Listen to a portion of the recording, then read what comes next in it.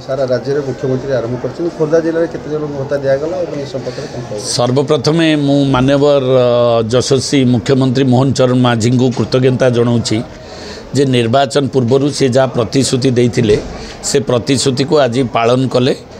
जनसेवा दिवस रे आज ओडिशा रे 4 लाख रु ऊर्ध्व 80 वर्षर बयसर गुरुजन मानकु एवं 80% दिव्यांग को आज भत्ता प्रदान करा जाउची। तार शुभ उद्घाटन माननीय मुख्यमंत्री करथिला बेले खोर्धा जिले में आज 19,000 रु ऊर्ध्व लोक आम भत्ता खोर्धा जिले में दिगला, जहाद्वारा कि आज दुनिया रे जो 1200 टंका दि जाउथला सेटा 3,500 टंका दिगला। निश्चित भाव में गुरुजन मानक पई एवं आमर वृद्ध वृद्धा मानक पई ये गोटे आश्वस्तिर विषय। सरकार ताकू बहुत सौदर सह विचार कर सरकार को पुणी थे धन्यवाद कृतज्ञता जनाऊँगी। जिला प्रशासन तरफ ये कार्यक्रम आयोजन करा जायतिला एवं यहाँ शुभा उद्घाटन करागला एवं समस्त पासबुक को ये पैसा जीव।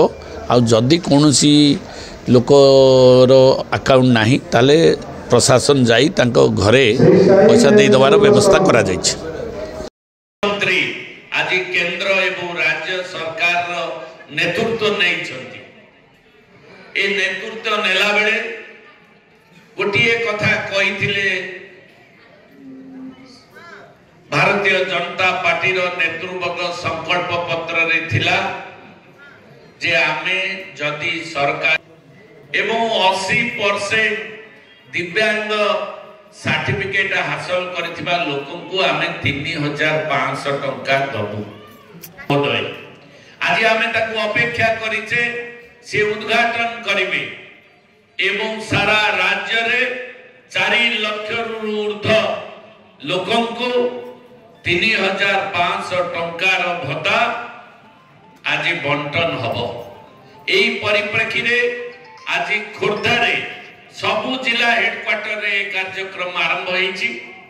आमर मध्य खोर्धा हेडक्वार्टर रे आज टोकन भाव रे खोर्धा ब्लॉक खोर्धा एनएसी रो 91 जन ब्लॉक रो 51 जन एनएसी रो गुरुजन मानकु आमे भत्ता प्रदान करबा को जाउछी।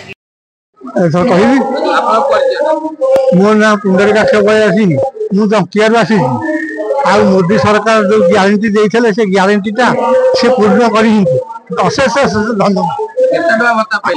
3,500 मत भत्ता मिली बहुत खुशी।